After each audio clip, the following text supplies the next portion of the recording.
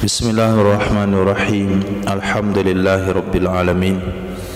Wassallallahu ala sayyidina maulana Muhammadin wa ala alihi wa sahbihi ajma'in, amma ba'd. Rabbi yassir wa la tu'assir, Rabbi tamim bil khair. Rabbana shrah lana sudurana wa yassir lana umurana wa umural muslimin wa hlul 'uqdatam min lisanina yafqahu qawlana.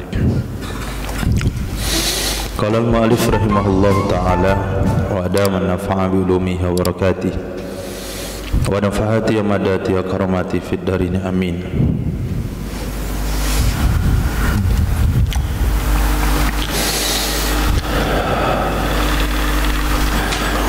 Sampai di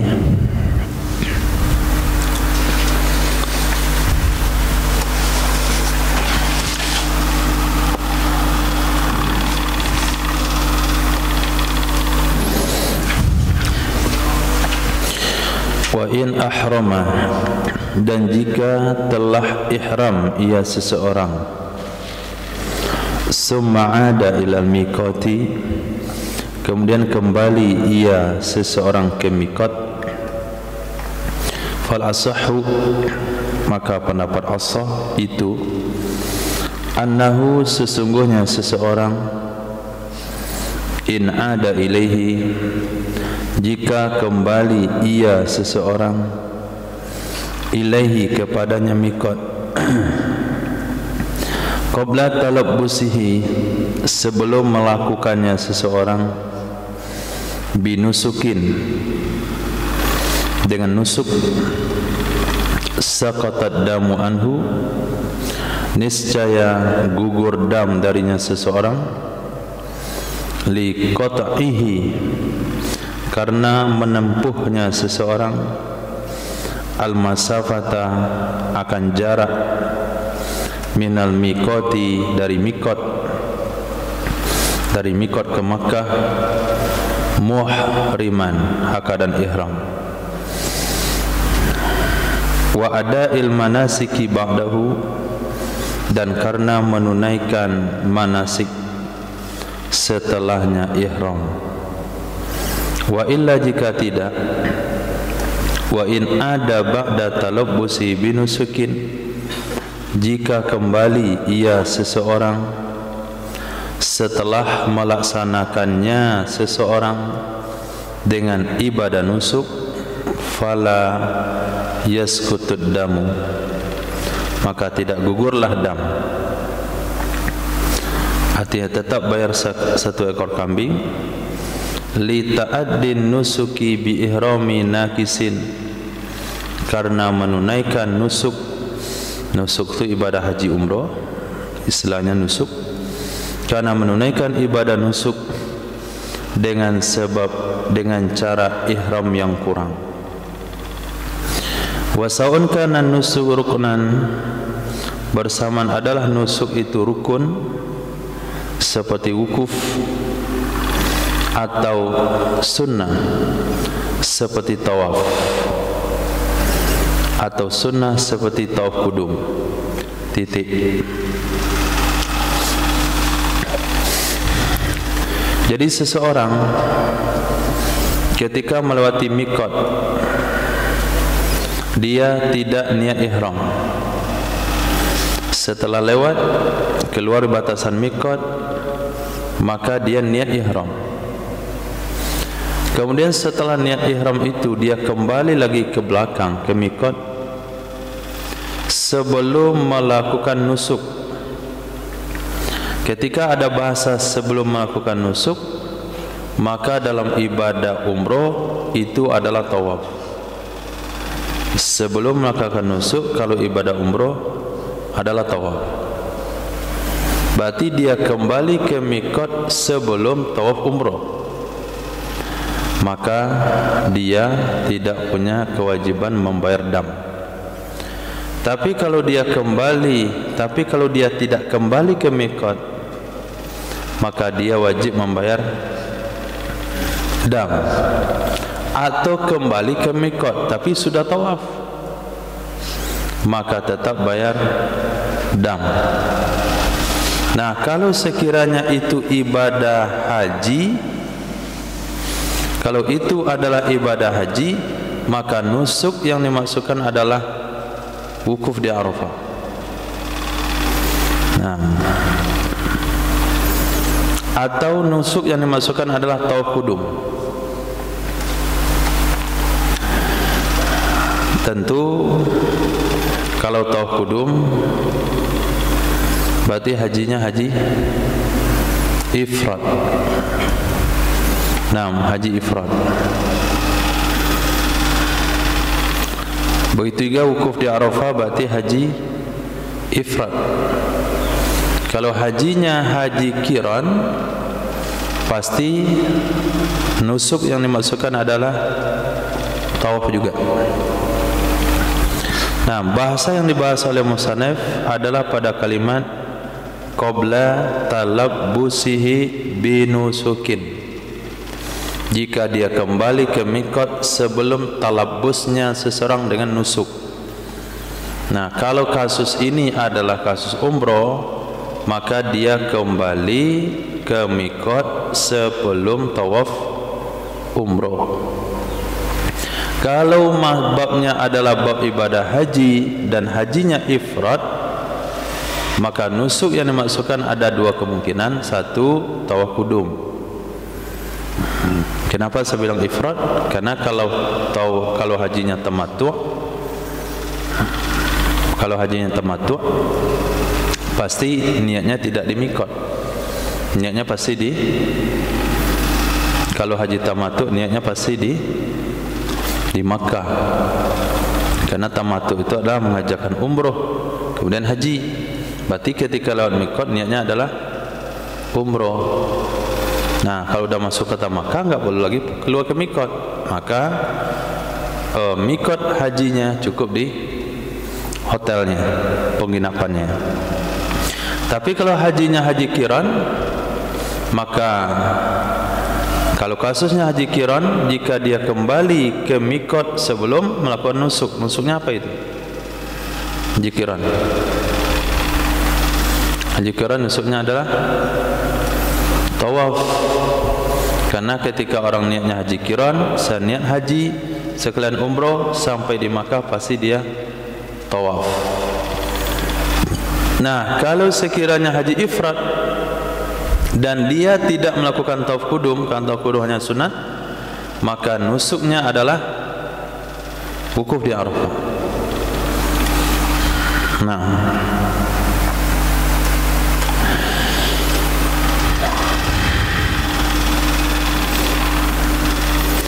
itu pendapat ashah.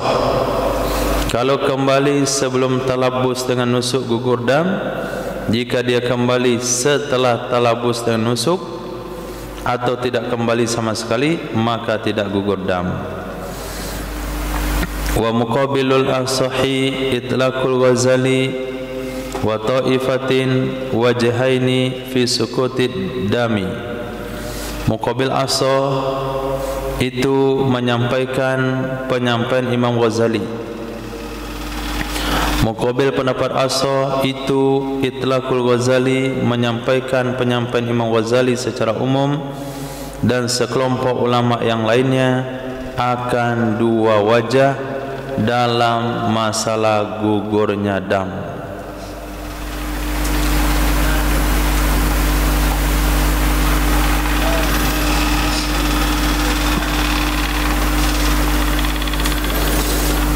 Wajah Adam as-Sukudi,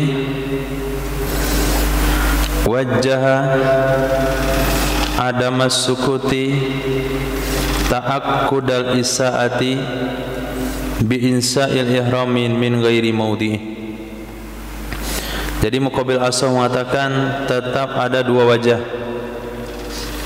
kembali dia ke miqat atau tidak kembali dia ke miqat, kembali atau tidak kembali ke miqat sebelum talabbus. Orang yang meninggalkan ihram dari miqat ada dua pendapat. Satu, wajib dam. Dua, tidak wajib dam. Nah, kalau dia kembali ke miqat sebelum talabbus dengan nusuk, lalu kenapa ditetapkan wajib dam? Apa alasannya? wajjaha, memberikan alasan ia pendapat muqabil asah, adamas sukut, akan tidak gugur dam, walaupun dia kembali ke miqat sebelum talabbus dengan rukun, sebelum talabbus dengan nusuk, ta'akkuda, akan penekanan isaah, pelanggaran dengan melakukan ihram bukan dari tempatnya. Ta'akkudal isaah, ditekankan melakukan pelanggaran dengan sebab insya'il ihrami, meniatkan ihram dari selain tempatnya.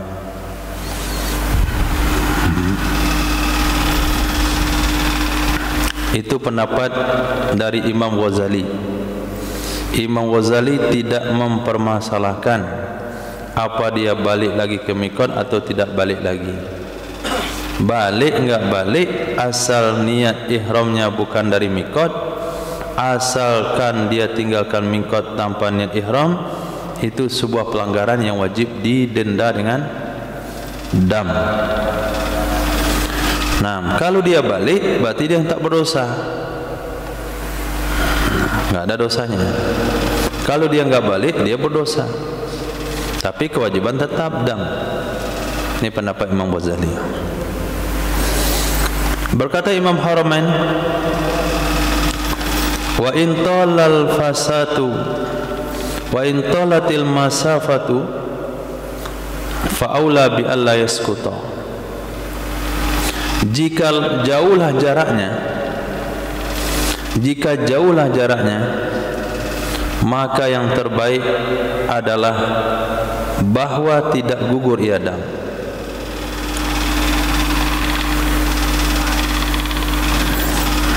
Wa in talatil masafatu, jika jauhlah jaraknya, jarak dia meninggalkan miqat baru niat ihram, sudah terlalu jauh dia meninggalkan miqat baru dia niat ihram, maka sebaiknya gugur tetap. Maka sebaiknya dam tetap, enggak gugur. Wa in dakhala Makkah fa huwa aula bi adami sukut. Dan jika telah masuk ia seseorang ke kota Makkah, maka dianya itu lebih aula lagi dengan tidak digugurkan dam. Jadi Imam Haramain berpandangan bukan kepada cara menyikapi pelanggaran itu, tapi Imam Haramain berpandangan kepada sejauh mana pelanggaran itu. Sudut pandangnya beda-beda. Nah, kita menilai atau menghukum sesuatu, satu karena melihat sudut pandangnya pelanggarannya sejauh di mana. Yang kedua, hukum itu bisa hilang atau berkurang kepada bagaimana dia menyikapi hukum itu. Misal ini,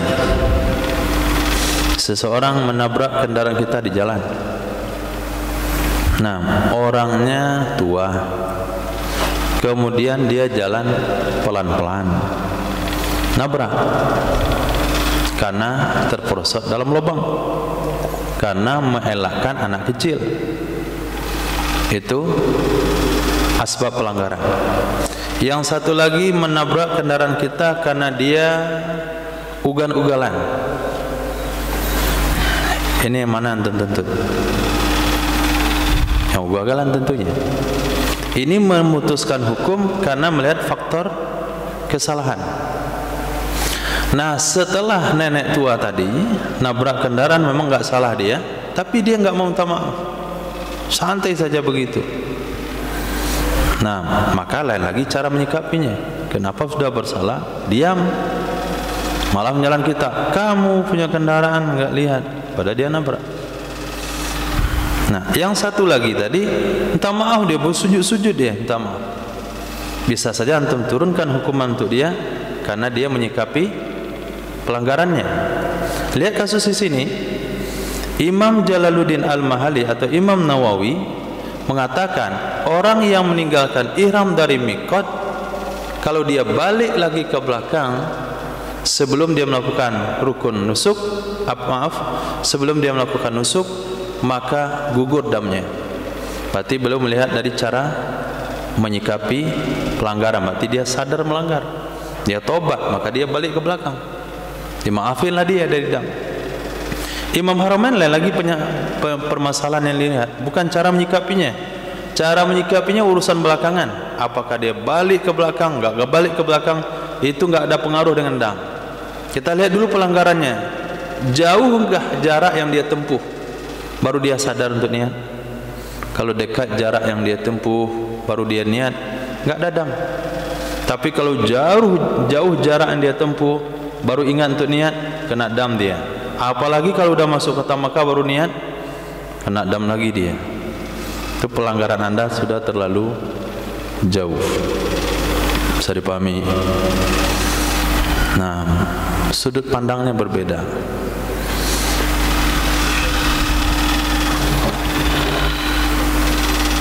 Nih, bagaimana bentuknya? Segi empat panjang atau segi empat sama sisi?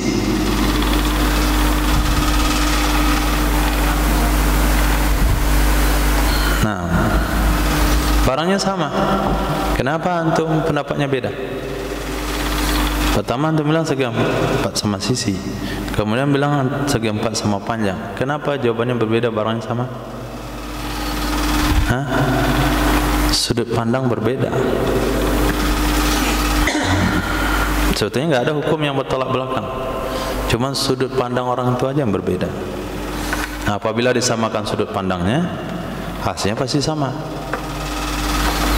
Nah, Imam Haramain melihat sudut pandang pelanggaran, sejauh mana dia melanggar. Imam Jalaluddin melihat sudut pandang penyelesaian. Memang dia sudah melanggar, tapi dia bersedia untuk balik ke belakang, gugur dosanya. Nah, wa abbara fi raudati fi tafsili bil mazhabi, mengungkapkan ia Imam Nawawi di dalam kitab Raudhah, dalam rinciannya dengan label mazhab. Wala farqa fi luzumid dam, tidak ada beda dalam hal diwajibkannya dam lil mujawizi, bagi orang yang melewati mikot, baina ayyakuna aliman bil hukmi, antara bahwa ada ia seseorang itu tahu dengan hukum, zakiran lahu, hakadan mengingat hukum, au nasian atau hakadan lupa, au jahilan bihi atau tidak tahu dengannya hukum. Jadi masalah kena dam enggak kena dam itu tidak ada perbedaan antara orang tahu dan tidak tahu, orang sengaja dengan orang lupa. Saya lupa niat di mikot, kena dam. Saya sengaja melewati mikot tanpa niat, kena dam. Saya nggak tahu hukumnya, kalau harus niat di mikot, kena dam juga. Apa bedanya antara orang lupa dengan orang sengaja, orang tahu nggak tahu? Bedanya hanya dosanya saja. Wala isma 'alan nasi wal jahili, tidak ada dosa kepada orang lupa, tidak ada dosa kepada orang yang tidak tahu. Nah, hukum inilah yang digunakan oleh Pak Polisi. Mana helm? Lupa Pak? Silakan, lupa, nggak apa-apa. Nggak ada itu hukum itu. Lupa atau sengaja, tahu atau nggak tahu, kena tilang. Nah, ini dasar Pak Polisi. Siapa saja melewati mikot, tahu nggak tahu, sengaja nggak sengaja, kena dam. Ada sana dasar hukumnya. Jadi jangan main-main sama polisi lalu lintas. Dibuka dia kitab Minhaj, dalam bab haji ada dasar hukum di situ. Kalian enggak belajar asbab nazair ya? Nah, melewati rambu-rambu lintas sama dengan melewati mikot, aturannya sama. Baca, lupa, sengaja, tahu, enggak tahu, hukumnya sama. Cuman kalau anda lupa nggak berdosa. Naam. Wal afdalu ay yuhrima man huwa fawqal miqat min duwairati ahlihi. Yang terbaik itu bahwa ihramlah, yang terbaik bahwa ihramlah orang-orang yang dianya orang berada di atas mikot. Paham bahasa di atas? Hah? Atau bahasa lebih mudah? Di atas mikot, sebelum, di bawah mikot, setelah. Tadi kita sudah bahas kalau rumahnya berada di setelah mikot. Di mana dia niat? Di rumahnya. Nah sekarang yang terbaik bahwa ihramlah oleh orang-orang yang dia berada di atas mikot. Artinya rumahnya sebelum mikot. Dari mana yang disunahkan dia ihram? Min duwairati, dari rumah kecil istrinya. Duwairah, tasghir daripada dar, rumah kecil keluarganya.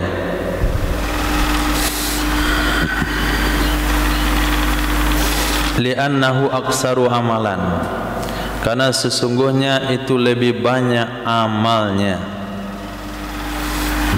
Ini solusi kedua bagi orang yang mempermasalahkan niat di atas pesawat ketika melewati Yalamlam. Boleh niat di rumah di Indonesia, boleh niat. Itu justru lebih baik. Nah, ketika berangkat dari rumah langsung mandi ihram, kemudian pakai pakaian ihram, kemudian salat sunat ihram. Nah, langkahkan kaki di rumah, nawaitul umrata wa ahramtu billahi ta'ala.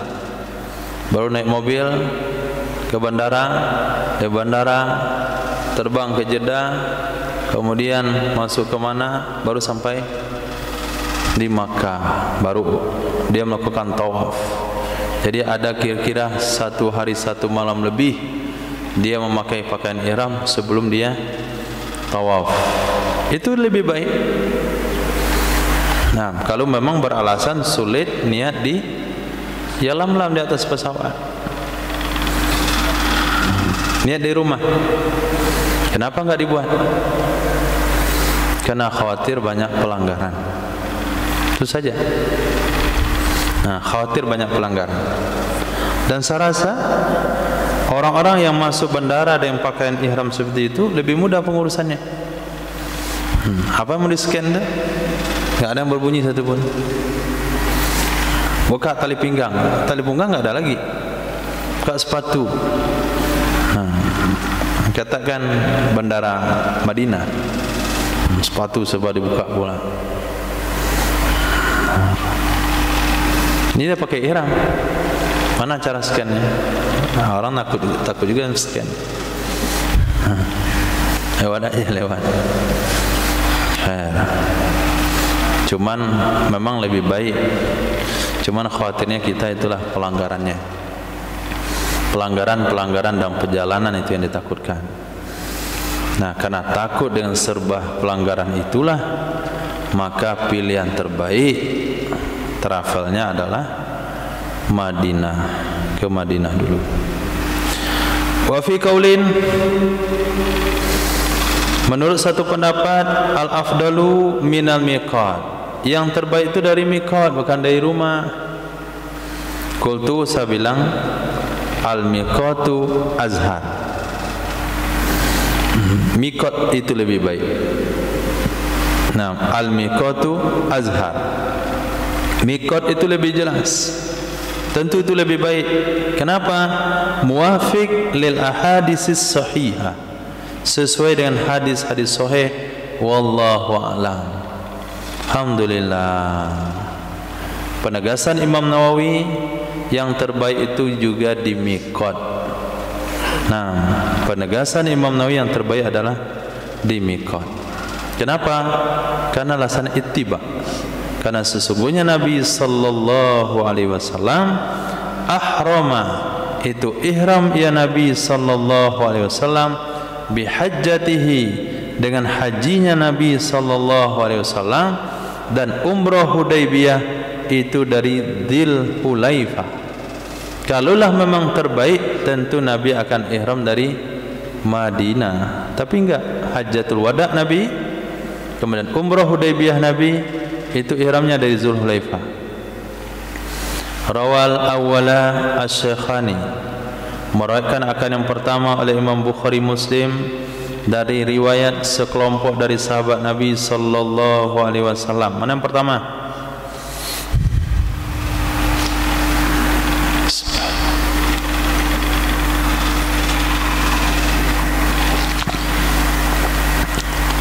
Mana yang pertama? Meriwayatkan akan pertama oleh Imam Bukhari Muslim.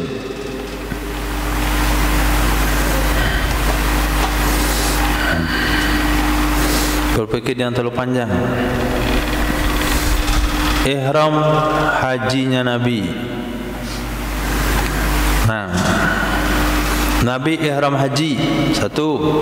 Kedua, ihram umrah Hudaybiyah itu dari Dzul Hulaifah. Ihram haji Nabi yaitu Hajjatul Wada dari Dzul Hulaifah, itu hadisnya riwayat Imam Bukhari Muslim dari riwayat beberapa orang sahabat. Yang kedua, ihram umrah Hudaybiyah Nabi itu dari Dzul Hulaifah, hadis Imam Bukhari dalam kitab Maghazi.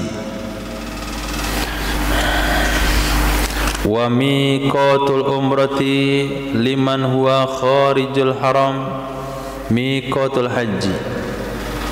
Miqat umrah bagi orang-orang yang dianya orang itu kharijal harami, di luar tanah haram. Walaupun kharija itu khobar, tapi barisnya fathah karena dia menempati posisi zaraf, bukan isim fa'il.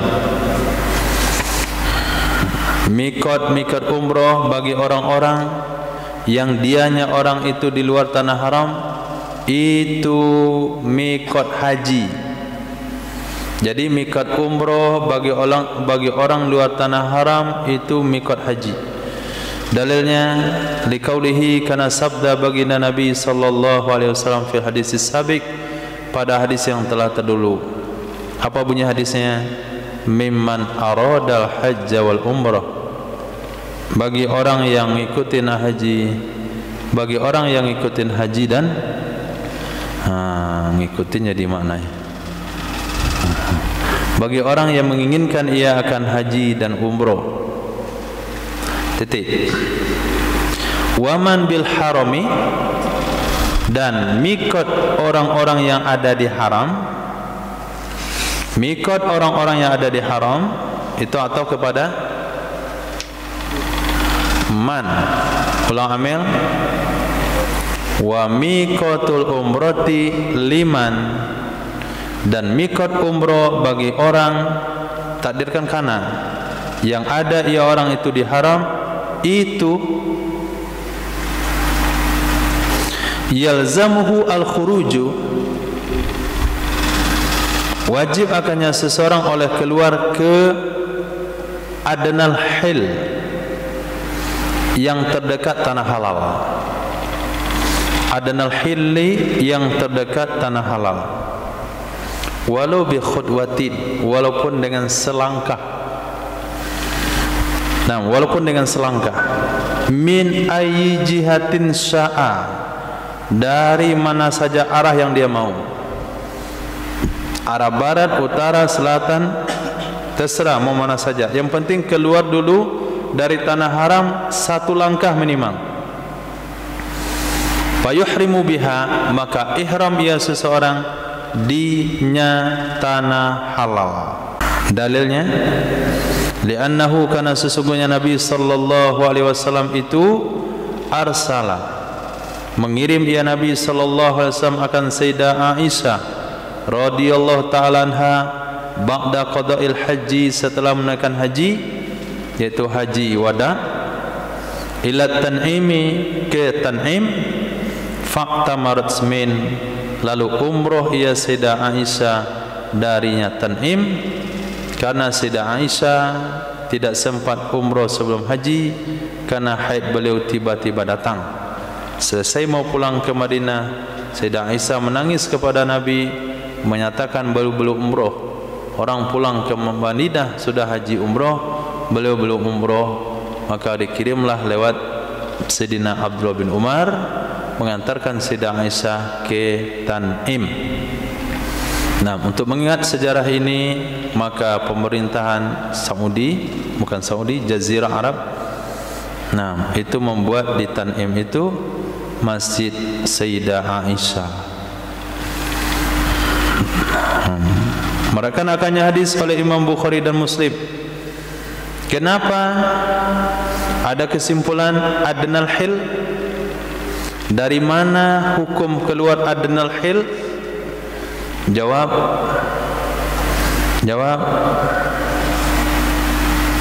wa Tan'imu aqrabu atrafil hil ila Makkah, karena Tan'im itu adalah yang paling dekat ujung tanah halal ke Makkah.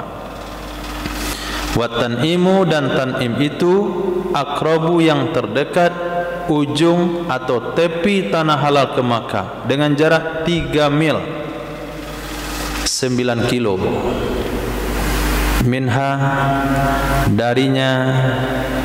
darinya Makkah 3 mil. Sebentar, Masya Allah.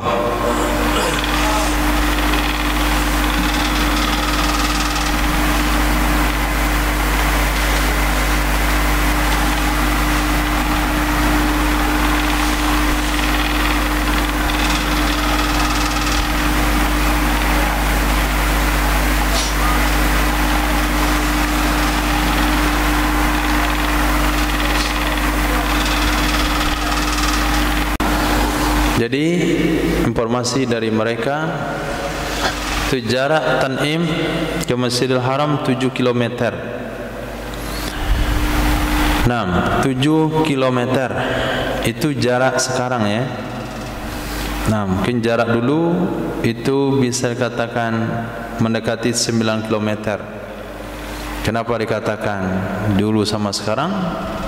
Karena pelebaran Masjidil Haram itu lebih jauh, beberapa hampir mendekati beberapa kilo daripada masjid dulu waktu Nabi melakukan Hajjatul Wada. Nah, jadi tidak bisa jadikan bantahan. Itu kan jarak 3 mil. Kamu katakan kan dalam kitab itu 3 mil, 1 mil 3 kilo. Coba cek sekarang di Google, betul nggak 9 kilo? Lihat di Google hanya 7 kilo, berarti betul pendapat masafah qasar itu ada 100 kilo. Nah, 110 kilo. Nggak bisa dibantah dengan dalil itu. Kenapa? Karena cerita di sini itu zaman di mana kota Makkah masih kecil, Masjidil Haram masih kecil. Nah, sekarang berapa pelebaran kota Makkah? Maka jarak itu berkurang. Nah, kalau sekarang 7 kilo. Jadi dari mobil hanya 15 menit saja.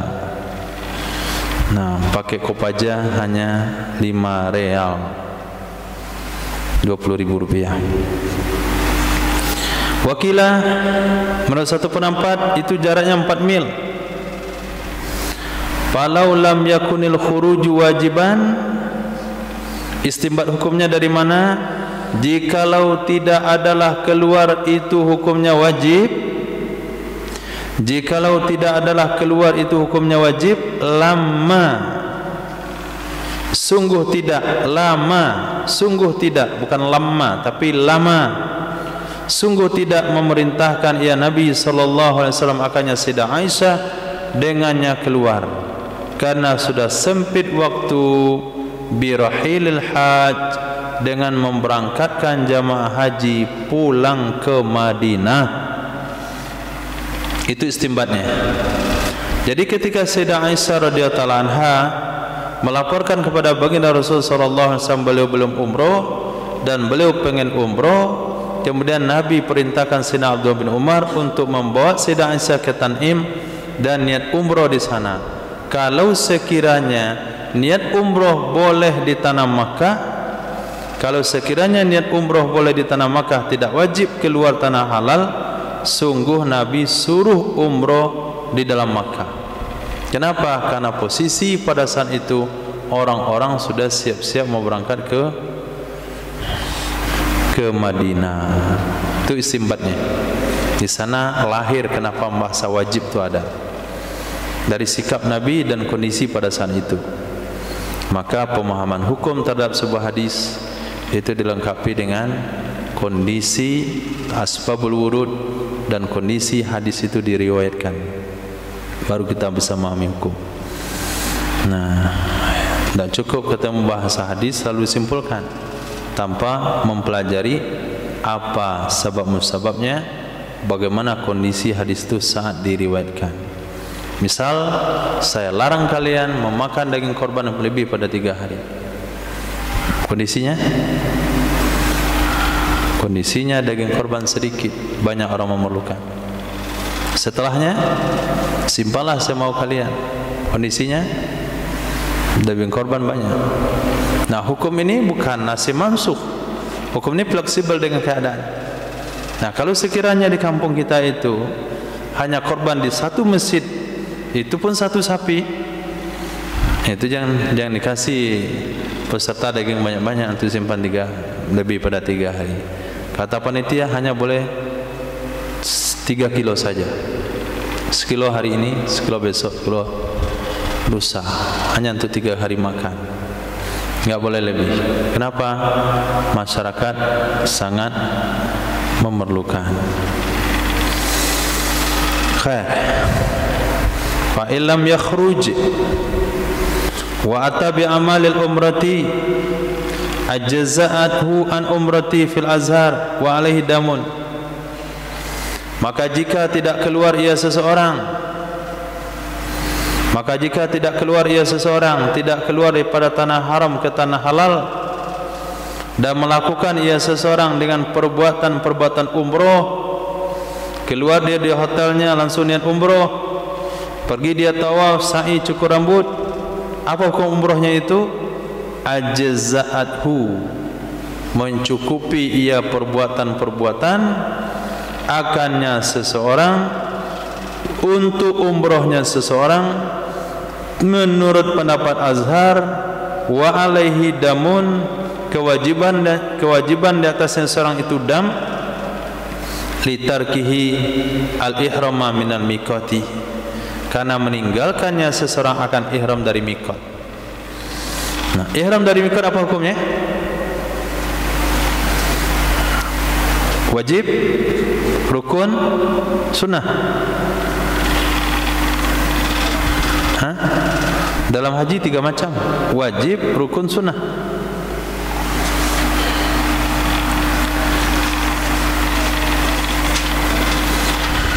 Belum dibahas ya? Oke lah, wajib. Nah, apa definisi wajib? Sesuatu yang harus dilakukan tapi boleh diganti dengan dam. Sementara rukun, sesuatu yang harus dilakukan tidak boleh diganti dengan dam. Itu bab manasik. Kalau puasa wajib, rukun sama. Nah, bab zakat wajib, rukun sama. Bahkan syarat juga bilang sama. Tapi dalam bab haji, rukun, wajib itu dibedakan. Nah, karena niat dari miqat itu hanya wajib, bukan rukun. Rukun umroh adalah niat, kemudian tawaf, kemudian sa'i, kemudian tahallul. Tertib. Itulah rukun umroh. Niatnya dari miqat, miqatnya mana? Keluar pada tanah halal, Dari tanah haram ke tanah halal itu kan masuk wajib. Kalau wajib boleh ditinggalkan, sah umrohnya, tapi kena dam. Itulah dasar pendapat yang kuat. Wasani, pendapat yang kedua, la tujzi'uhu, tidak mencukupi ia amalan umroh akannya seseorang. Li'anal umrata ahadun nusukain, karena sesungguhnya umroh itu salah satu dari dua nusuk. Salah satu dari dua nusuk. Fa yustaratu fihi al-jam'u bainal hilli wal haram, maka disyaratkan padanya salah satu dua nusuk menggabung antara tanah halal dan tanah haram, sama dengan haji. Nah, umroh salah satu dari dua nusuk. Nusuk ada dua, satu haji, satu umroh. Umroh salah satunya.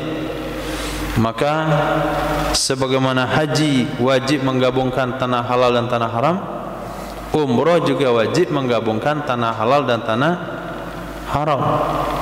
Apa maksudnya menggabungkan tanah halal tanah haram? Di dalam ibadah haji, rentetan rukunnya itu memakai dua lokasi, satu tanah halal, satu tanah haram. Ihsan, mana tanah halal dalam haji?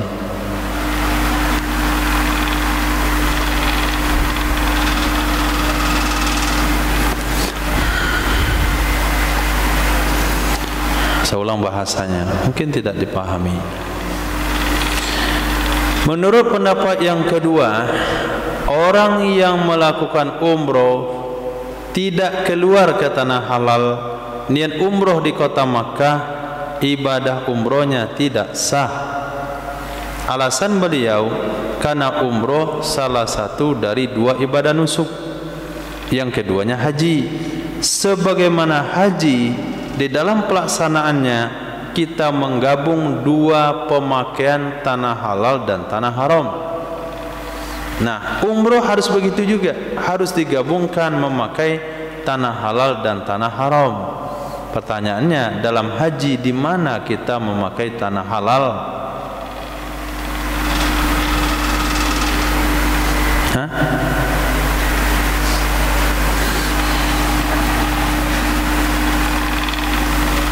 Ya Allah, di mana? Hah? Kita haji pergi ke Tanim? Ada rentetan ibadah haji sampai ke Tanim. Di mana? Di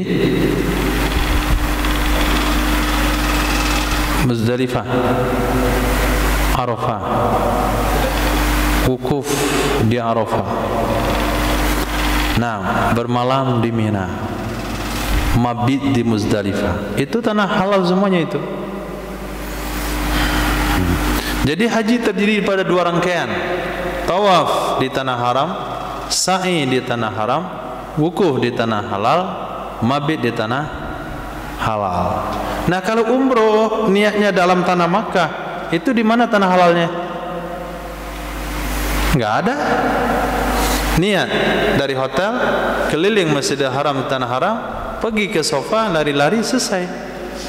Berarti enggak ada campuran tanah halalnya sana. Supaya ada campuran tanah halalnya, niatnya dibawa ke luar, maka tidak salah umrohnya. Begitu. Itu dalil mana itu? Dalil logika saja itu. Nah, dalil logika berdasarkan kias. Pendapat yang kuat adalah yang pertama. Nah, pendapat yang kuat adalah yang pertama. Kenapa sah? Karena yang dilanggar adalah wajib doang, bukan rukun.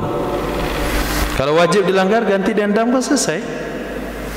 La budda fihi, itu sambungnya Ihsan. La budda fihi, harus padanya haji, wukuf di Arafah, dan dianya Arafah adalah tanah halal. Falau kharaja 'alal awwali ilal hilli ba'da ihrami faqad saqata damu 'alal mazhabi. Jikalau keluar ia seseorang berdasarkan di atas pendapat pertama, mana pendapat pertama? Jikalau keluar ia seseorang berdasarkan pendapat pertama, mana dia?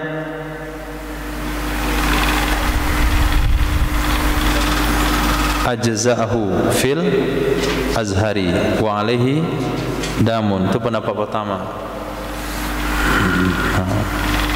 Kasih anak panah, pendapat pertama, kasih tali ke atas itu. Maka jikalau keluar ia seorang di atas pendapat pertama, kemana dia keluar? Ke tanah halal. Kapan keluarnya? Setelah ihramnya seseorang saja. Setelah ihramnya seseorang saja, artinya sebelum melakukan rukun umroh, saqata damu 'alal mazhabi, gugurlah dam menurut pendapat mazhab. Ini juga hukum dibandingkan kepada orang yang niat haji melewati mikot, kemudian dia kembali ke mikot, maka gugurlah damnya. Begitu juga di sini. Wasani takhrijuhu 'alal khilafi. Menurut pendapat yang kedua, mentakhrijnya permasalahan tersebut kepada perbedaan pendapat tentang kembali man jawazal mikot, orang yang telah melewati ia akan mikot. Kemana kembalinya? Ilaihi, kepadanya mikot. Muhriman hakadan ihram. Pendapat kedua tidak memutuskan satu pendapat, di copy paste semua khilafiyah yang terjadi dalam permasalahan tadi. Orang yang melewati mikot tanpa niat haji. Bisa sebutkan pendapat-pendapatnya? Silakan Abu, bisa. Satu.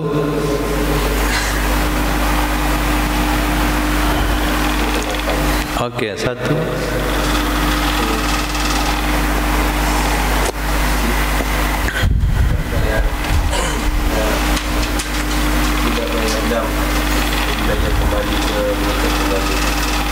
Kedua.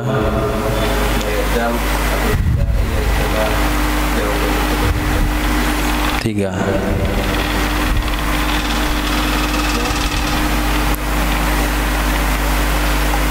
Enam.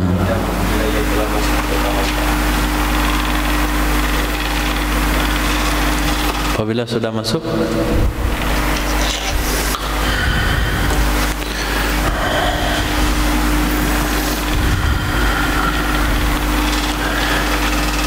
titik. Wa farqal awwalu, membedakan oleh pendapat pertama. Pendapat pertama ni debat sama pendapat kedua. Mana pula katanya kamu sama-samakan dengan orang yang melewati mikot? Enggak sama kasusnya. Apa perbedaannya? Farqal awwalu, membedakan oleh pendapat pertama, bi annal mujawiza musiun, karena sesungguhnya orang yang melewati mikot itu melakukan kesalahan. Karena sesungguhnya orang yang melewati mikot itu melakukan kesalahan. Dengan sebalik orang ihram dari Makkah. Dengan sebalik orang yang ihramnya di kota Makkah. Maka sesungguhnya dia mirip dengan orang ihram sebelum mikot. Bisa dipahami? Bisa disamakan orang umroh yang niat umrohnya di Makkah, tidak mau keluar ke tanah halal, dengan orang melewati mikot kemudian lupa niat. Bisa disamakan? Tidak bisa. Karena orang haji melewati mikot tanpa niat, dia bersalah. Kenapa bersalah? Dia sudah lewat di tempat itu tapi enggak niat. Itu kesalahannya. Sementara orang yang niat umroh di tanah Makkah, apa kesalahannya? Kesalahannya dia tidak pergi saja. Yang ini sudah ada kesempatan tapi enggak buat, maka dia didenda dengan khilafiyah yang banyak. Tapi kalau niatnya dari Makkah, dia tidak membuat kesalahan, cuman dia tidak melakukan satu perintah, enggak ada keteledoran dalam pelaksanaan dia, karena memang dia tidak melewati mikot.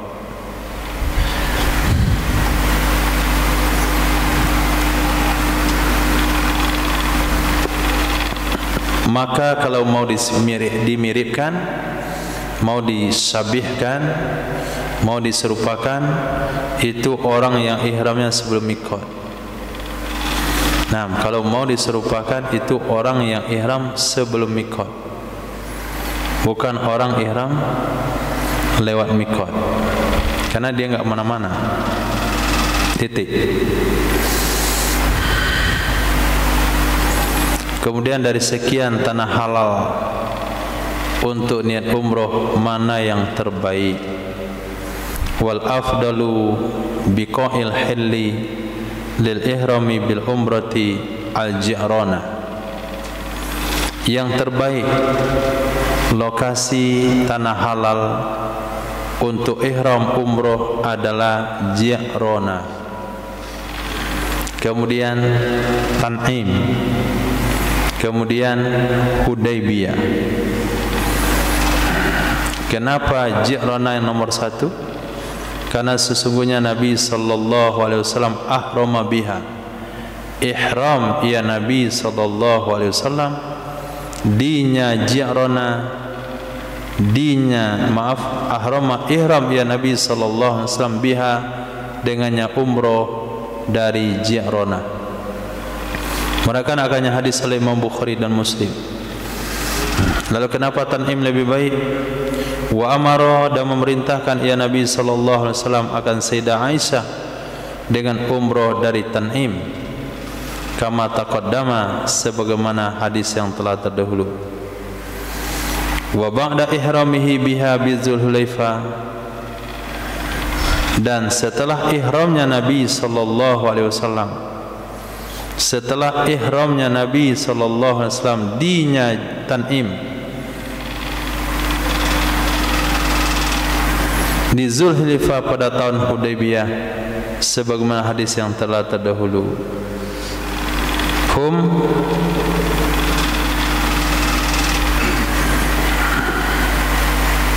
wa ba'da,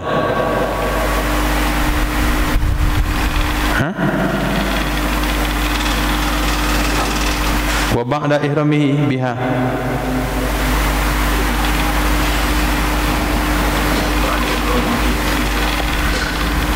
biha fiha, biha, betul ba'da.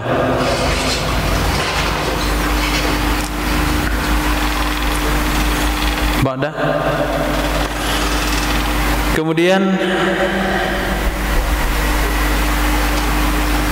ba'da ihramihi biha, setelah ihramnya Nabi sallallahu alaihi wasallam dengannya umrah di Dzulhulaifah pada tahun Hudaybiyah, sebagaimana telah terdahulu.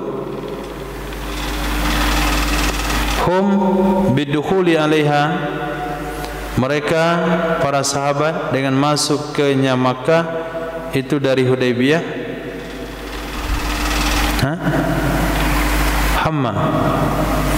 Hamma berencana ya Nabi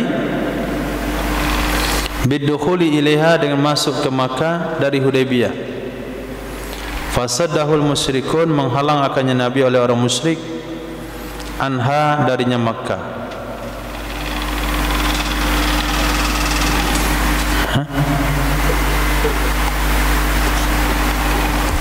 Syarahum.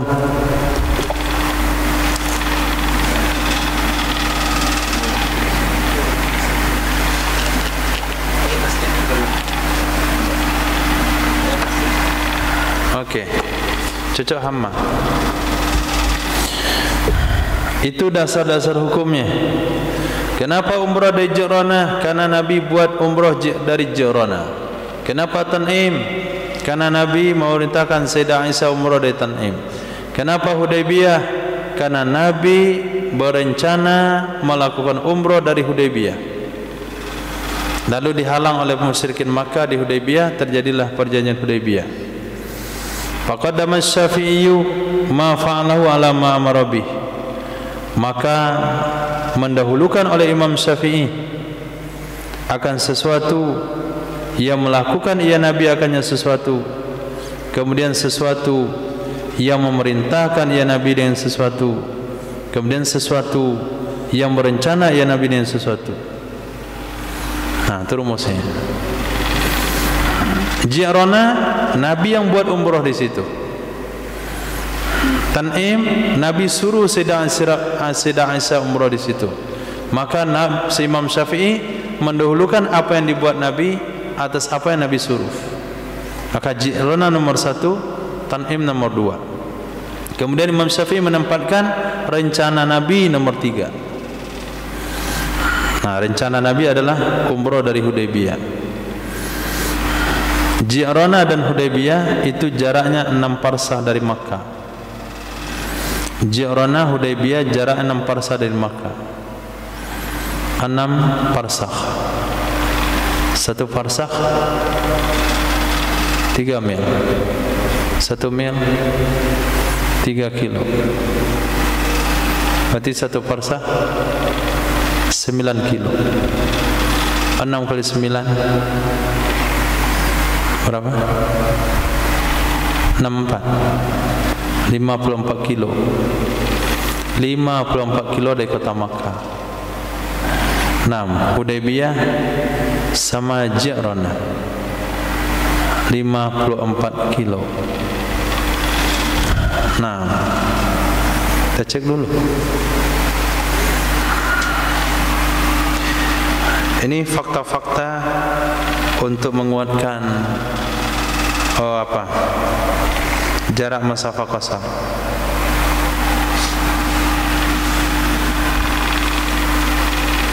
Jarak Hudaybiyah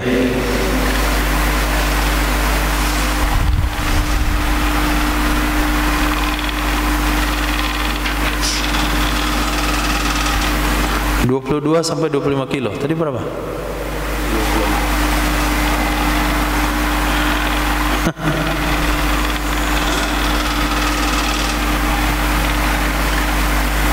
(25 kilo cuma? Ya. Dari Makkah.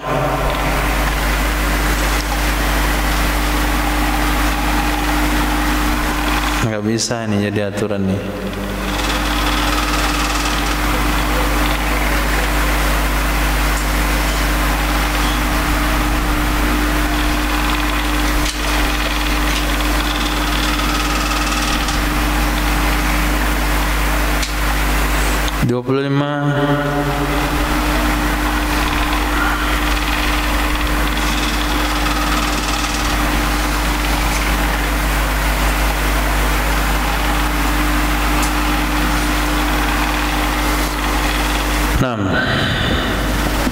Wal aula, yang terbaik adalah di tepi Taif. Wal ula, yang pertama adalah di tepi Taif. Ji'rana itu adanya di tepi Taif. Kalau mau ke Taif terus lagi la Ji'rana. Kalau umrah plus Taif, pulang dari Taif niat umrah di Ji'rana. Kapan ke Taif? Naik kereta gantung. Yang kedua yaitu Ji'rana, itu antara jalan Jeddah dan jalan Madinah. Ji'rana tempatnya antara jalan Jeddah dan jalan Madinah. Sementara Tan'im dia berada di jalan Madinah. Di sana Tan'im ada namanya Masjid Sayyidah Aisyah. Wallahu a'lam. Ada pertanyaan di situ? Kita lanjut bab selanjutnya.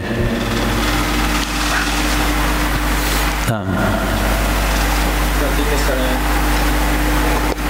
seseorang yang mengingat import atau diminta berimport, menaikkan itu boleh atau dia terus niat lagi. Dia lewat mikot. Apa yang dia niatkan tadi? Itu sudah ihram itu.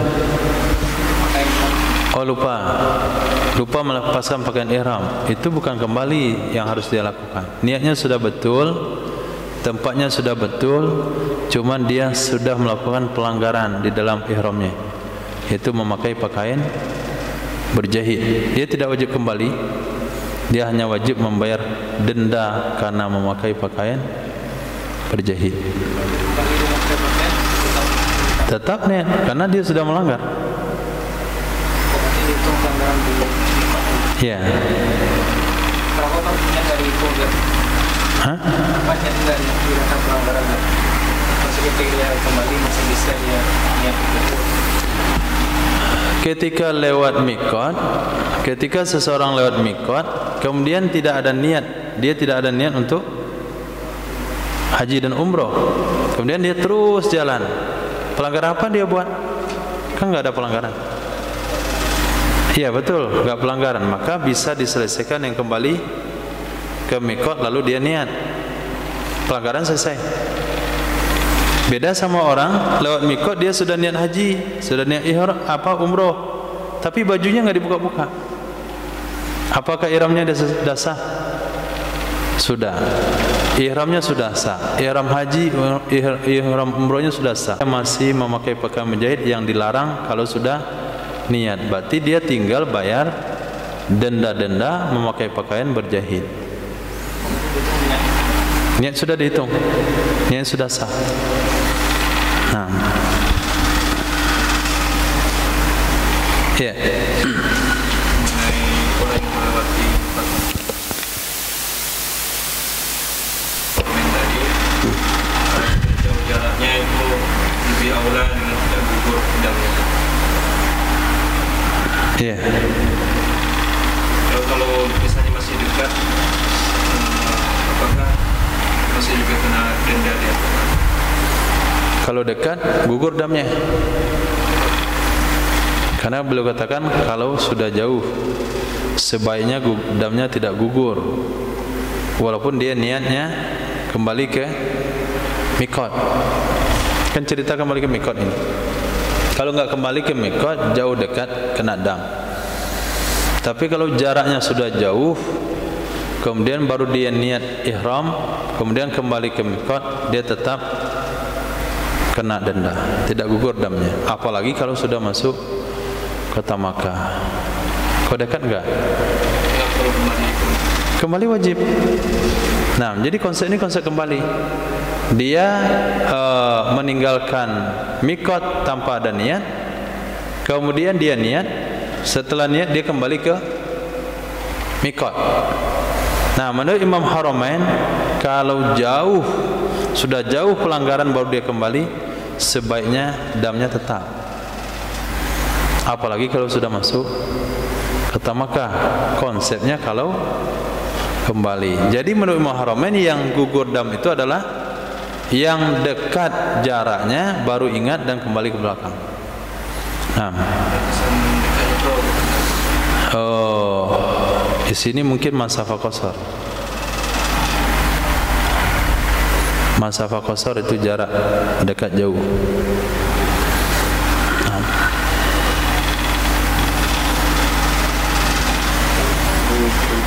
Kalau jadikan orang nanti ini sebagai dalil masafah qasar itu. Oh, ini bukan jarak pasti. Karena para ulama pada saat itu dengan keterbatasan keterbatasan alat, sehingga mereka hanya memperkirakan saja. Jarak itu hanya jarak perkiraan. Tapi kalau soal farsah itu sudah pasti. Nah, soal farsah sudah pasti. Farsah itu 3 mil. Mil itu adalah 6.000 langkah, 4.000 langkah.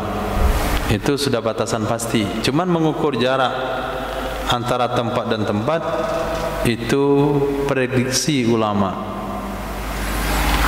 Nah, prediksi kan bisa saja salah. Yang kedua, jalan waktu itu. Nah, jalan waktu itu. Kalau sekiranya antum tanya tahun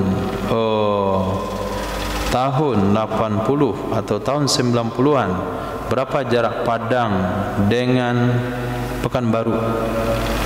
Kemudian ditanya sekarang jarak Padang Pekanbaru, lebih dekat. Berapa jarak Padang dengan Jawa? Berapa jarak Padang dengan Jawa sekarang? Apa yang salah? Nah, struktur jalan ada perubahan. Itu zaman itu jalan masih jalan tradisional. Jalan sekarang yang diukur yang dalam Google itu jalan sudah menembus bukit. Jadi nggak bisa jadikan dalil. Itu bantahannya kalau nanti ada macam-macam. Nah, ya. Ramadan maksudnya Tanah halal, tanah haram. Tanah haram Makkah. Tanah haram di dunia ada dua. Satu tanah haram Makkah, itu yang menetapkan adalah Nabi Ibrahim alaihissalam. Apa artinya tanah haram? Haram di sana memburu binatang buruannya, haram menebang tanam-tanamannya, kemudian haram memindahkan tanahnya, haram melakukan peperangan dan pertumpahan darah. Itu namanya tanah haram. Nah, sementara haram kedua adalah haram Madinah. Haram Madinah itu yang menetapkan adalah baginda Nabi SAW. Sebagaimana kata Nabi Ibrahim menetapkan haram Makkah, saya menetapkan haram Madinah, ma baina labbataiha, antara dua perbatasannya. Itu maksud dari tanah haram. Tanah haram Makkah. Kalau di Madinah itu apa juga berlaku peraturan seperti itu? Oh, dalam hal? Ya, sama. Berlaku semuanya.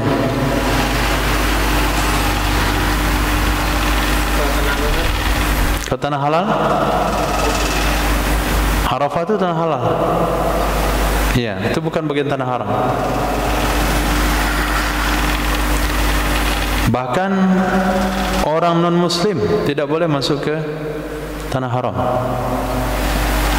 Dulu, sekarang dah mulai masuk. Nah, kalau kita jalan dari Madinah ke Makkah, itu nanti ada seperti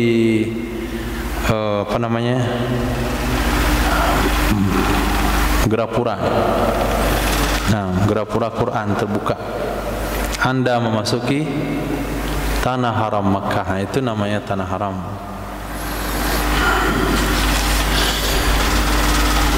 Faslun, lanjut. Babul ihrami. Bab ihram. Apa arti ihram? Dukhuli fin nusuk, menceburkan diri dalam ibadah, masuk dalam nusuk. Nah, nusuk dengan ibadah itu umum khas. Ibadah masuk nusuk dalamnya. Nusuk tidak semua ibadah nusuk. Jadi nusuk itu adalah ibadah haji umroh saja, itu namanya nusuk. Ke ibadah baca Quran masuk juga. Maka menggabungkan kalimat ibadah nusuk itu pemborosan bahasa. Nah, ibadah nusuk. Nanti kita akan melakukan ibadah nusuk. Sebetulnya dia kalimat yang sama. Nanti saya enggak terjemahin lagi. Bab ihram masuk dalam nusuk. Yan'akidu, terakad ia ihram muayyanan. Hakadan ihram itu ditentukan. Terakad ia ihram, hakadan ihram ditentukan. Mana contohnya? Ayyanwiyah hajjan, bahwa berniat ia seorang akan haji. Lewat mikot dia katakan aku niat ihram haji, atau umratan, niat umroh, atau kilaihuma, kedua-duanya. Aku niat haji, aku niat umroh, aku niat kedua-duanya. Nah, kalau tiga hal ini dilakukan di bulan haji, bulan Zulhijjah, Maka kalau niat haji namanya haji ifrad. Kalau niat umrah namanya haji tamattu. Kalau niat kedua-duanya nama haji qiran. Wa mutlaqan, dan juga terakad niat ihram secara mutlak. Bi alla yazida fin niyah, bahwa tidak menambah ia seseorang di dalam niat ala nafsil ihram, atas ihram saja. Tidak menambah ia seseorang di atas dalam berniat di atas ihram saja. Jadi dia lewat miqat dia katakan saya niat ihram, itu saja. Itu disebut dengan ihram mutlak. Itu juga hukumnya sah. Nah, itu hukumnya juga sah. Meriwayatkan oleh Imam Muslim dari Sayyidah Aisyah radhiyallahu anha, qalat, berkata ya Sayyidah Aisyah, kharajna, kami keluar bersama Rasul sallallahu alaihi wasallam. Faqala, maka berkata ya Nabi sallallahu alaihi wasallam, man arada minkum ayyuhilla bihajjatin, siapa saja yang ingin ia minkum dari kalian ayyuhilla. Yuhilla ini bahasa lain daripada niat. Bahwa berniat ia dengan haji dan umrah, falyaf'al, maka hendaklah dia melakukannya. Ini dalil apa? Dalil yang mana? Qiran. Tadi ada berapa macam? Hajjan, umratan, kilaihima, mutlaqan, ada 4. Nah, ini dalil kilaihima. Siapa saja yang ingin ayyuhilla, bahwa dia berniat dengan haji dan umrah, maka silahkan dia lakukan. Wa man arada ayyuhilla bihajjin, siapa saja yang ingin berniat haji, falyaf'al, hendaklah dia lakukan. Wa man arada ayyuhilla bi umratin, siapa saja yang ingin melakukan dengan umrah, maka hendaklah dia melakukan. Itu dalil untuk 3 tadi, muayyanan. Meriwayatkan oleh Imam Syafi'i radhiyallahu an, sesungguhnya Nabi sallallahu alaihi wasallam, kharaja huwa, keluarlah dianya Nabi sallallahu alaihi wasallam dan sahabat-sahabatnya Nabi sallallahu alaihi wasallam, muhillina, hakadam berniat mereka, yantaziruna al-qada'a, menunggu mereka akan qada, menunggu mereka akan qada. Apa arti qada di sini? Nuzulal wahyi, turunnya wahyu. Fa amara man la hadiya ma'hu, maka memerintahkan ya Nabi akan orang-orang yang tidak ada hewan hadiah bersamanya, ayyaj'ala ihramahu umratan, bahwa ia menjadikan akan ihramnya sebagai umrah. Wa man ma'ahu hadiyun, dan seseorang yang bersamanya ada hadiah, ayyaj'alahu hajjan, bahwa menjadikan ia akannya ihram sebagai ibadah haji. Ini dalil ihram mutlak. Dalil ihram mutlak. Jadi hadis surah Imam Syafi'i, ketika Nabi dan para sahabat melakukan ibadah haji pada Hajjatul Wada, ketika melewati Dzul Hulaifah, Nabi berniatnya mutlak. Nah, terus perjalanan sampailah di Makkah. Di sana Nabi menunggu wahyu dari Allah. Maka kesimpulannya, siapa saja di antara kalian membawa hewan hadiah, maka hendaklah dia niat haji. Yang bawa hewan hadiah hanya Nabi, Sayyidina Ali, ada satu sahabat lagi. Selebihnya tidak punya hewan hadiah. Maka Nabi perintahkan mereka untuk umroh. Setelah umroh maka tahallul, kemudian mereka bersama isi-isi mereka.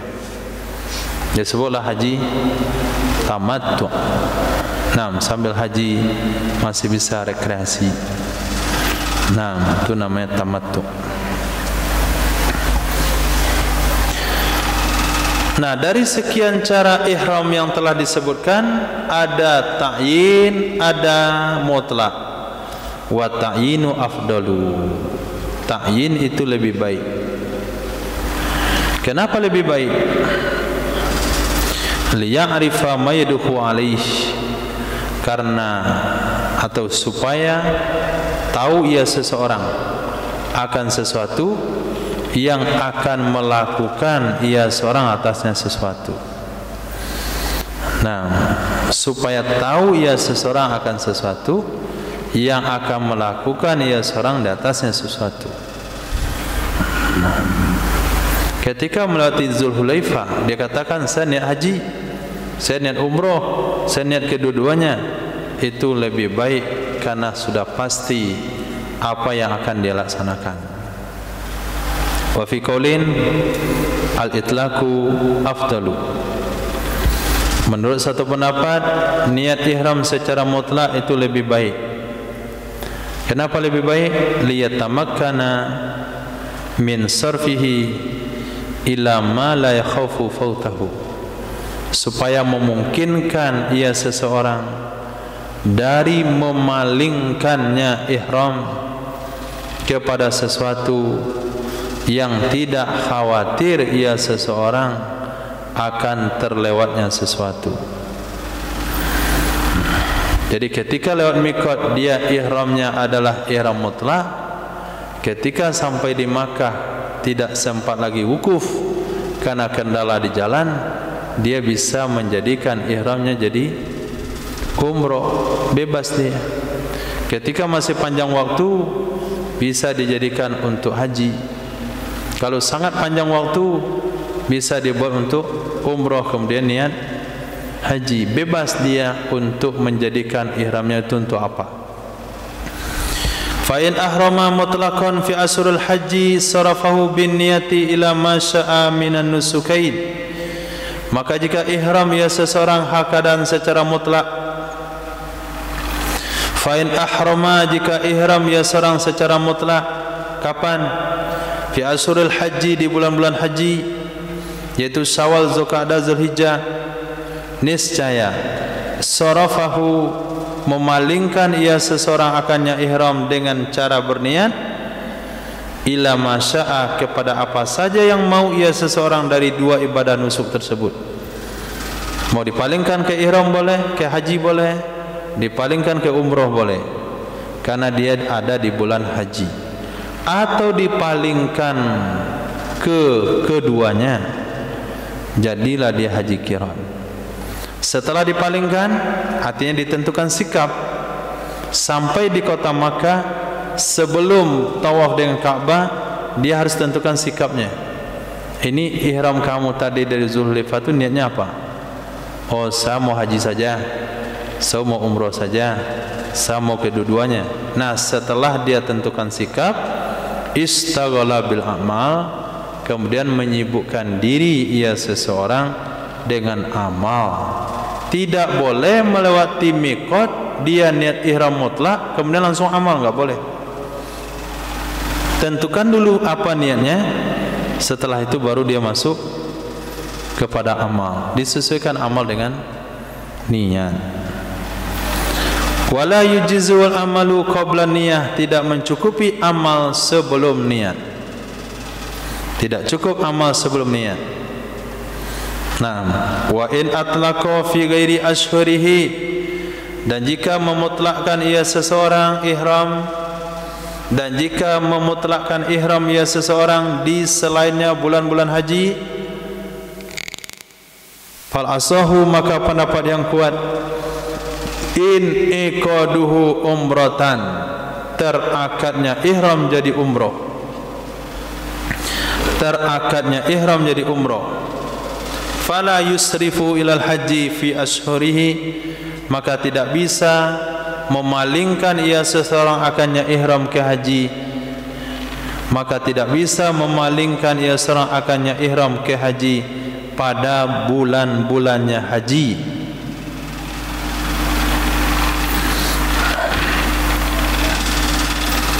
Antum pahami potongan kalimat ini? Saya ulang. Wa in atlaqa fi ghairi ashhurihi, jika memutlakkan ihram ia seseorang. Kapan dimutlakkan ihramnya? Di selain bulan-bulan haji. Maka pendapat yang asah itu terakadnya ihram jadi umrah, maka tidak bisa memalingkan ia seorang akannya ihram ke haji pada bulan-bulannya haji. Boleh diberikan ulasan dan contohnya.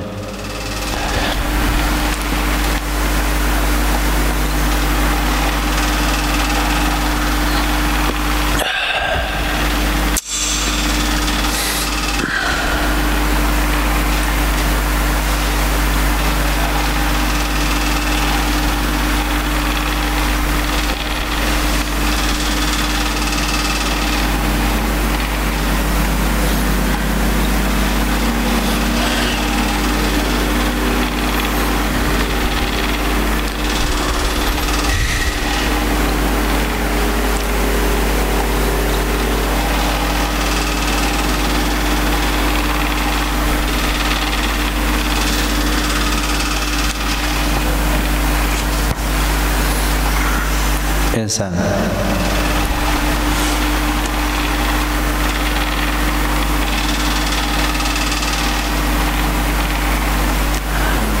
Contoh langsung.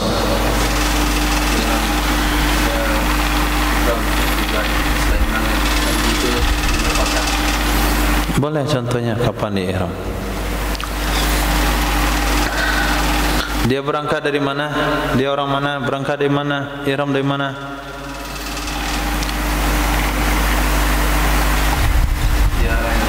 Okey.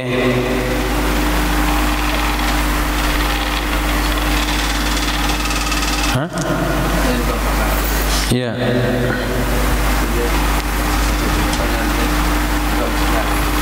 Sampai di mana dia ni? Di Makkah. Kena denda dia punya di Makkah.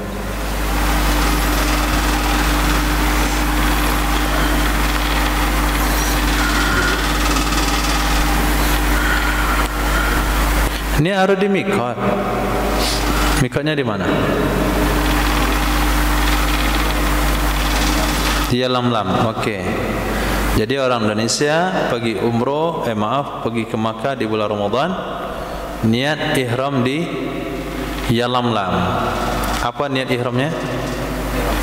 Ihram saja. Lanjut.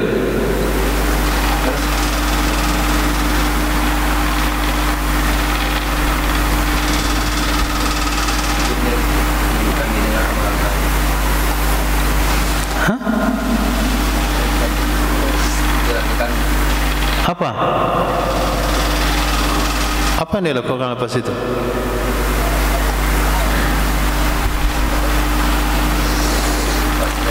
Wa in atlaqa fi ghairi ashhurihi fal asahu in iqaduhu umratan fala yasrifuhu ila al haji fi ashhurihi. Atau apa maksudnya? Dia lakukan amalan-amalan umroh. Fala yasrifu ilal haji. Fala yasrifu ilal haji.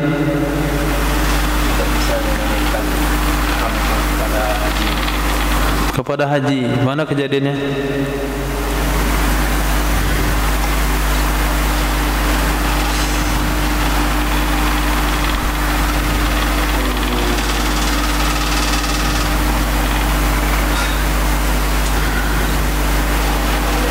Yusuf, coba buat kejadiannya.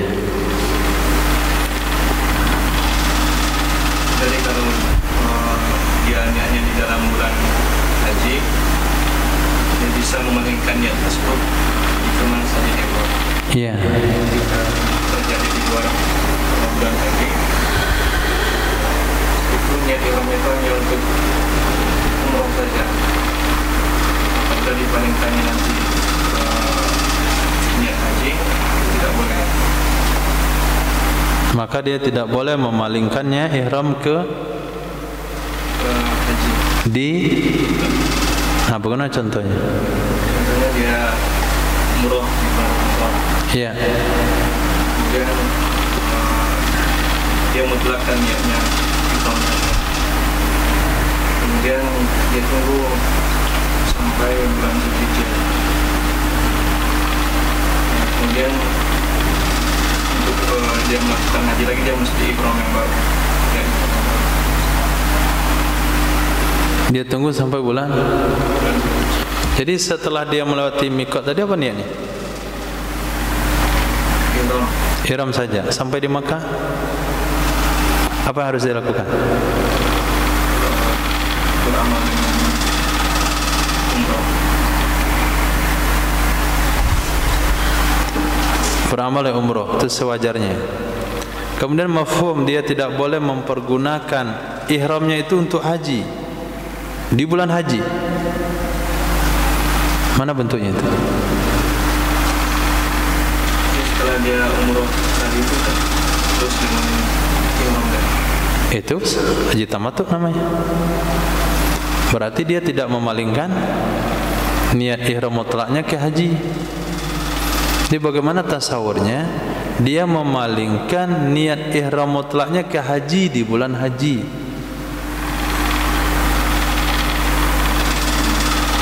Kalau tadi mikot dia niat ihram mutlak, sampai di Makkah dia tentukan untuk umroh, kemudian lakukan aktivitas umroh, kemudian nanti datang bulan haji kan niat lagi dia.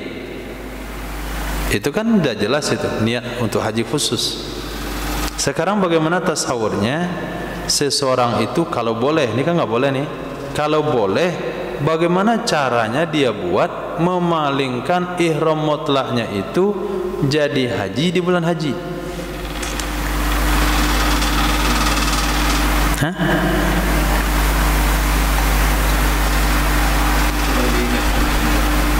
Tinggal niatkan haji. Kapan diniatkan haji? sebelum dia beramal.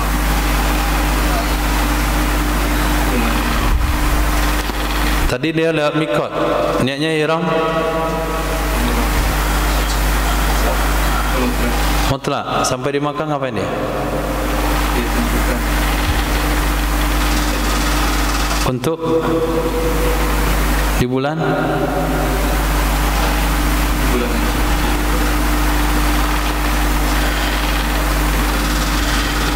Ditentukan niatnya di bulan haji. Jadi sampai di Makkah dia ngapain dulu? Hah? Kalau umroh kan dah selesai, dah kepakai itu berarti. Ini belum dipakai ini. Berarti sampai di Makkah dia tidak buat apa-apa. Jadi dia berangkat dari Indonesia bulan Ramadan sampai di yang Lam-Lam, dia niat ihram mutlak, kemudian mendarat di Makkah, masuk Masjidil Haram, dia tidak buat apa-apa. Dia tunggu apa? Bulan haji. Nah, tiba bulan haji nanti baru dikatakan ihram saya yang tadi itu untuk haji saja. Maka hukumnya tidak sah. Itu tasawurnya. Tapi enggak ada yang buat begitu. Nah, kalau dia buat begitu tidak sah. Kenapa? Niat ihramnya ada di bulan haji. Niat ihramnya di luar bulan haji. Kalaupun dipalingkan ke haji di bulan haji itu tidak sah. Walaupun dia harus menunggu sekian lama tetap tidak boleh. Nah, wasani menurut pendapat yang kedua, yan akidu, terakad ia ihram jadi mubaham. Menurut pendapat yang kedua, terakad ia ihram jadi mubaham, maka boleh baginya memalingkannya ke umroh. Dan setelah masuk bulan-bulan haji, boleh dipalingkan ke haji atau boleh dipalingkan ke qiran.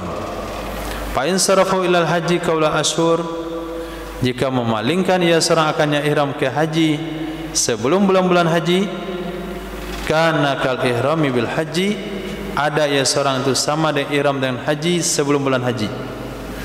Apa hukumnya orang niat haji sebelum bulan haji? Fayan akidu umratan, terakadlah jadi umrah menurut pendapat sahih kama taqaddam, sebagaimana pembahasan yang telah lalu. Khair, bab ihram ringkas. Kesimpulannya yang sudah kita baca, ihram itu terbagi 3 macam. Pertama, ta'yin. Ketika melewati mikot kita menentukan sikap, saya niat haji, saya niat umrah, saya niat qiran.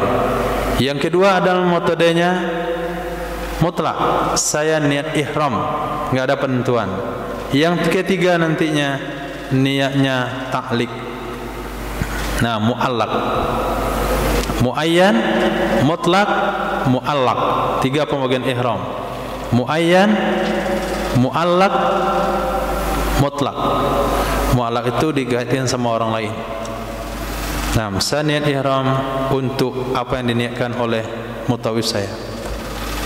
Sama Sayyidina Ali, saya niat ihram seperti apa yang diniatkan oleh Nabi sallallahu alaihi wasallam. Itu 3 cara ihram. Nah. Ya, silakan. Kalau misalnya dia teringat pada kesalahan, tapi dia sampai tidak rasa supaya redam gimana kan? Padahal haji itu niat pada haji bagaimana atau prosesnya bagaimana kalau ibadah agar Ramadan. Khair. Yang pertama, untuk pelanggaran haji dan umroh setelah pulang dari tanah haram, itu satu-satunya cara hanya dengan puasa. Membayarnya hanya dengan puasa. Kenapa? Untuk bayar dam enggak boleh. Karena dam itu harus di Makkah. Nah, bagaimana cara puasanya? Puasanya agak ribet dikit. Nah, lumayan berat. Misal, pelanggarannya ada 1 ekor kambing. Nah, ketika dia berada di Makkah, dia bisa sembelih kambing. Ketika dia sudah sampai di Indonesia, enggak boleh sembelih kambing. Kenapa enggak boleh? Karena kambing itu harus makan di Makkah, enggak boleh di Indonesia. Maka akan diganti dengan memberi makan dulu. Memberi makan senilai harga kambing. Kambing harganya sekarang 2,5 juta. Beras harganya berapa? 1 liter berapa? Hah? 10 ribuan. Sekilo 18 ribu. 110 kilo 175 ribu. Berarti sekilo 17.500. Berarti selitas 15 ribu. Oke, 2,5 juta bagi 15 ribu. 166 liter. Itu kalau dendanya 1 ekor kambing, dia pelanggaran haji, dia pelanggaran umroh, denda 1 ekor kambing, sampai di Indonesia baru sadar, maka dia akan didenda 1 ekor kambing, harga kambing Indonesia, dan harus diberaskan. Berasnya adalah 166,6, genapnya ada 167 kilo.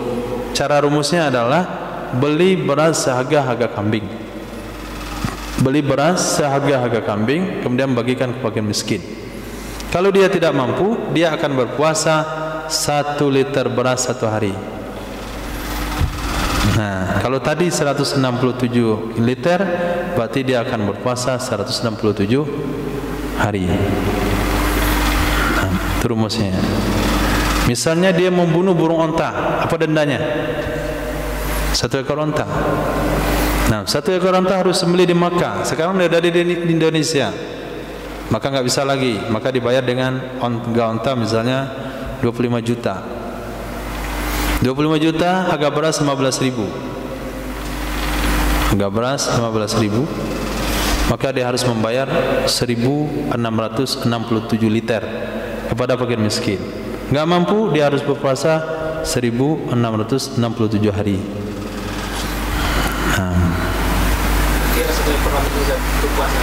Iya. Bisa dengan beri beras, bisa dengan puasa. Iya, bisa pilih. Kalau kambing harus di sana disembelih. Ke Makkah, nggak boleh di Indonesia. Karena dam harus di tanah haram. Kemudian cara badal haji. Badal haji syaratnya adalah orang yang sudah meninggal satu. Yang kedua, orang tua yang tidak mampu lagi untuk berangkat. Orang sehat afiat, sibuk dan bisnis, dibadalkan haji nggak sah badalnya. Nah, orang yang masih bisa berangkat dengan fisik tidak boleh dibadalkan. Jadi yang boleh dibadalkan orang yang tidak bisa lagi berangkat dengan fisiknya. Yang kedua, sudah meninggal dunia. Cara badalnya adalah dilakukan oleh orang yang sudah pernah haji. Nah, kalau badalnya anaknya belum pergi haji nggak sah, maka haji akan jatuh untuk anaknya. Jadi badal itu harus orang yang sudah pernah haji. Nah, yang kedua niatnya adalah aku niat haji untuk fulan. Sebutkan namanya. Hah? Ya, pas muka niat. Kemudian jangan serahkan badal haji ke travel atau kepada badan-badan tertentu. Serahkan kepada orang yang dipercaya, yang kita tahu diberangkatkan dari kampung halaman, apalagi dipercayakan ke mahasiswa Mesir. Wallahu a'lam. Kita berangkatkan di kampung kita. Ya. Hah? Umroh bisa dibadalkan juga, sama. Tapi kalau umroh, mendingan orang itu badalkan. Mendingan orang itu saja langsung badal. Dia berangkat umroh, selesai sekali itu, kan bisa umroh sekali lagi. Buat badal untuk bapak, sekali lagi badal kakek, lagi badal nenek, hari almarhumah istri, bisa dia badal banyak-banyak. Tapi kalau haji kan nggak bisa. Haji kan sekali dalam satu waktu. Kalau umroh sekali berangkat bisa umroh tiap hari, bisa dibadalkan. Nah, kalau untuk badal umroh kita percaya aja sama jamaah umroh, itu bisa dipercayakan. Kalau haji nggak bisa. Subhanallah.